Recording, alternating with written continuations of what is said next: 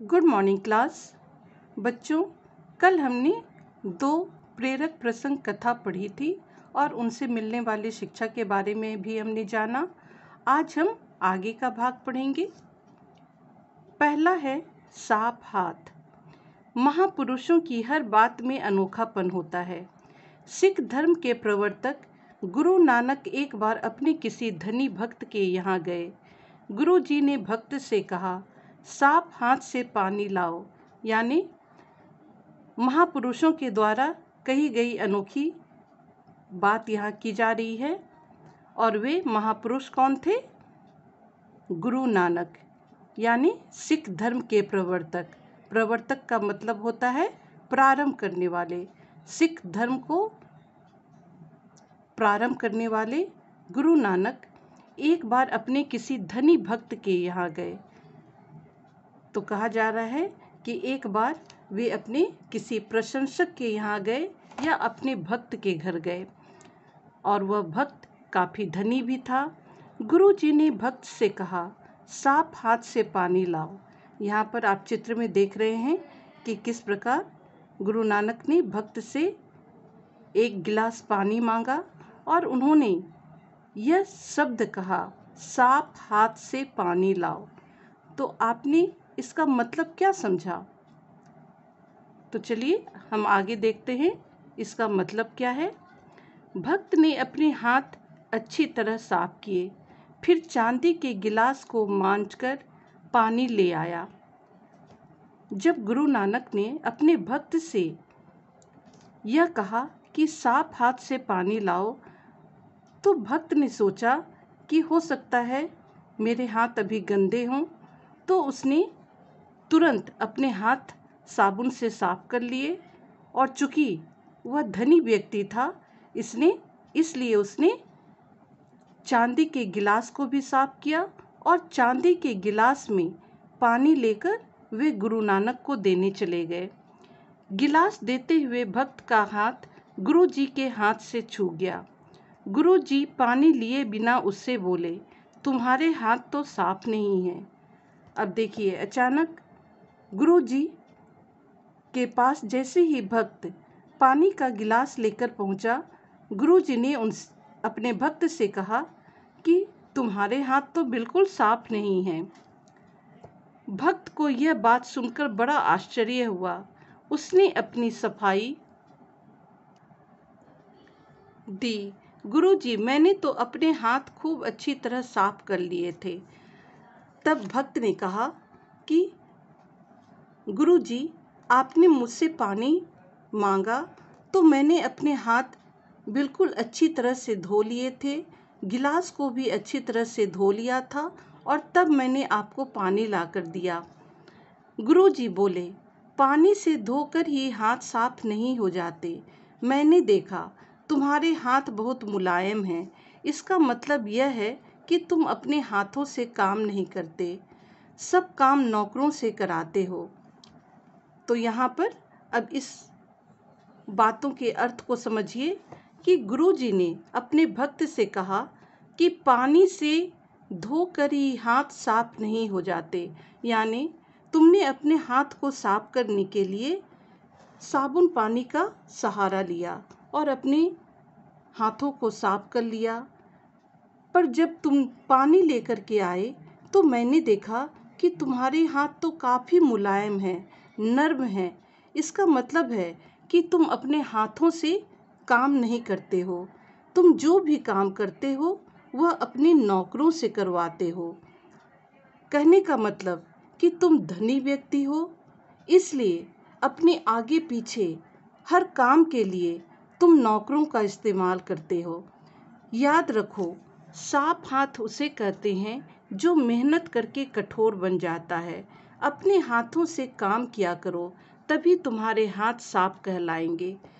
तो यहाँ गुरु नानक अपने भक्त को उपदेश देते हुए यह कह रहे हैं कि सिर्फ पानी से हाथ धो लेने से ही हाथ साफ नहीं हो जाता है। भले ही तुम्हारे हाथ धूल मिट्टी में क्यों ना सने हों, अगर तुम मेहनत करके कोई काम करोगे तो वही तुम्हारी सच्ची मेहनत है, सच्चा परिश्रम है। अपने हाथों से काम किया करो, यानी तुम अपने काम खुद किया करो। तुम्हारे पास धन अधिक है, इसलिए तुम नौकरों का सहारा ले रहे हो, लेकिन हर मनुष्य को जीवन में अपना काम स्वयं करना चाहिए। और जो मेहनत करता है सही मायने में, वही व्यक्ति जो है वह परिश्रमी कहलाता है। तो कहने का मतलब यहाँ कि हर मनुष्य को अपना जीवन यापन करने के लिए कठोर मेहनत करना चाहिए, और मेहनत करने वाले इंसान के हाथ भले ही कठोर क्यों ना हो, लेकिन सच्चा परिश्रमी व्यक्ति वही कहलाता है। अब दूसरी प्रेरक प्रसंग कथा हम देखते हैं, कर्तव्य परायणता। बड़े लोग फूल से भी कोमल और वज्र से भी कठोर होते हैं। यहाँ कहा जा रहा है कि बड़े लोग फूल से भी कोमल, यानी जो काफ़ी बड़े, यानी काफ़ी बड़े ओहदे में होते हैं, जिनके पास काफ़ी धन होता है, वे काफ़ी कोमल होते हैं और वज्र से भी ज़्यादा कठोर होते हैं। वज्र का मतलब होता है इंद्र का अस्त्र, यानी बहुत ज़्यादा कठोर। वे परम स्नेही होते हैं, पर कर्तव्य उन्हें प्राणों से भी प्यारा होता है। वे परम स्नेही होते हैं, इसका मतलब कहने का मतलब हुआ कि वे सभी के प्यारे होते हैं, पर अपने कर्तव्य को वे अपने प्राणों से भी ज़्यादा, यानी अपने से और अपने परिवार से भी ज़्यादा अपने कर्तव्य का निर्वाह करते हैं। कर्तव्य पालन करते हुए वे निजी सुख दुख की भी परवाह नहीं करते। जैसा कि अभी मैंने आपको तुरंत कहा कि जो कर्तव्य परायण व्यक्ति होते हैं, वे अपने कर्तव्य का पालन करने के लिए अपने सारे सुख दुख को भूल जाते हैं। उसके पीछे वे अपने परिवार तक को भूल जाते हैं, अगर उनके सामने कर्तव्य की चुनौती आ जाती है। ऐसे ही सच्चे कर्तव्य परायण महामानव थे हमारे प्रथम राष्ट्रपति डॉक्टर राजेंद्र प्रसाद। तो यहाँ पर चर्चा डॉक्टर राजेंद्र प्रसाद की हो रही है, जो कि हमारे देश के प्रथम राष्ट्रपति थे। राजधानी में 26 जनवरी को होने वाले गणतंत्र दिवस समारोह की तैयारियां चल रही थी।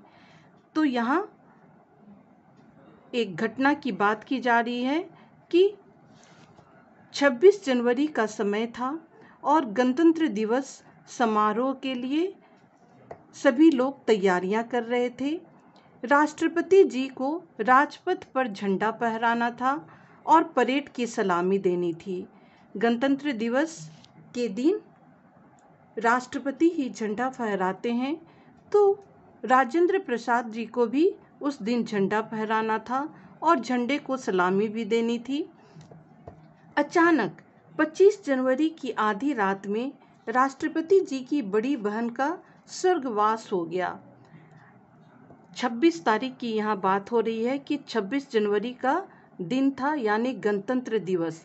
लेकिन ठीक उसके एक दिन पहले, अब यहाँ 25 जनवरी की बात हो रही है, 25 जनवरी की आधी रात को अचानक राष्ट्रपति जी की बड़ी बहन का देहांत हो गया, स्वर्गवास हो गया, यानी देहांत हो गया या मृत्यु हो गई। अपनी बड़ी बहन की मृत्यु से राजेंद्र बाबू को गहरा दुख पहुंचा। स्वाभाविक है कि उनकी बहन थी तो उन्हें दुख तो पहुंचेगा ही। वे रात भर बहन के मृत शरीर के पास बैठे रोते रहे। तो यहाँ पर कहा जा रहा है कि वे रात भर अपनी मृत बहन के पास बैठे रहे और उनकी आंखों से निरंतर आंसू बहे जा रहे थे। सवेरा होते ही राजेंद्र बाबू की परीक्षा की घड़ी आ गई और जैसे ही सवेरा हुआ, यानी 26 जनवरी का दिन आया, उनके सामने दो प्रश्न एक साथ थे। एक ओर तो बहन के अंतिम संस्कार का दायित्व था और दूसरी ओर गणतंत्र दिवस समारोह का राष्ट्रीय कर्तव्य। अब उनके सामने दो प्रश्न थे। पहला प्रश्न यह था कि चूंकि उनकी बहन की मृत्यु आधी रात को हुई थी, तो दूसरे दिन उनका अंतिम संस्कार होना था और दूसरे ही दिन गणतंत्र दिवस का समारोह भी था। ऐसी स्थिति में एक ओर राजेंद्र प्रसाद के सामने अपनी बहन के अंतिम संस्कार करने की जिम्मेदारी थी और दूसरी ओर उन्हें अपने देश के लिए, यानी देश का सबसे बड़ा राष्ट्रीय पर्व, उसमें उन्हें शामिल होना था। बहन का प्रेम उनके पाँव में बेड़ी डाल रहा था। भाई बहन का प्यार बहुत ही पवित्र प्यार होता है, आप सभी जानते हैं। तो एक ओर तो उनको अपने रिश्ते को निभाना था और दूसरी ओर उनके सामने काफ़ी कठोर प्रश्न था कि उन्हें झंडे की सलामी भी देनी थी, यानी देश के राष्ट्रीय पर्व में उन्हें शामिल होना था।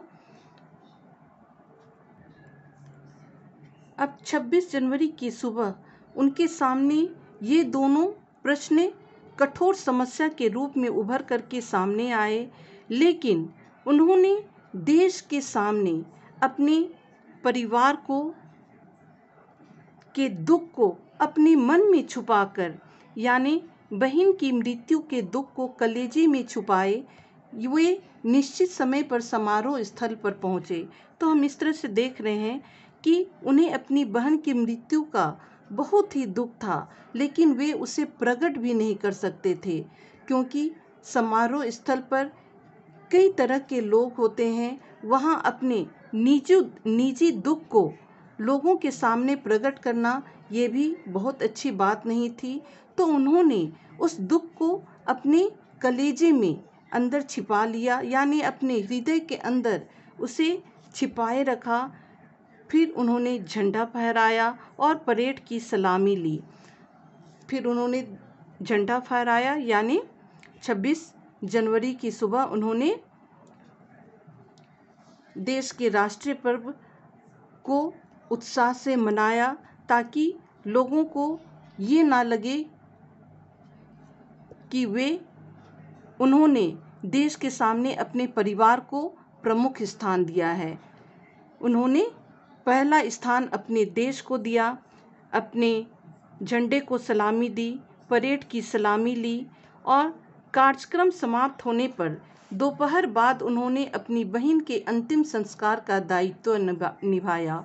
और जब कार्यक्रम समाप्त हो गया तब अपनी बहन के अंतिम संस्कार की जिम्मेदारी उन्होंने निभाई। उन्होंने इस बात की औरों को भनक भी ना लगने दी। हमने पहले भी देखा, मैंने पहले भी बताया कि इस बात को उन्होंने लोगों के सामने प्रकट नहीं किया, अपने निजी दुख को उन्होंने लोगों के सामने प्रकट नहीं किया। बात यह थी कि औरों को अपने दुख की खबर सुनाकर वे इस राष्ट्रीय पर्व की खुशी को कम नहीं करना चाहते थे। तो यहाँ पर आप देखकर समझ ही गए होंगे कि वे अपने निजी दुख को लोगों के सामने प्रकट करके राष्ट्रीय पर्व के उत्साह को कम नहीं करना चाहते थे।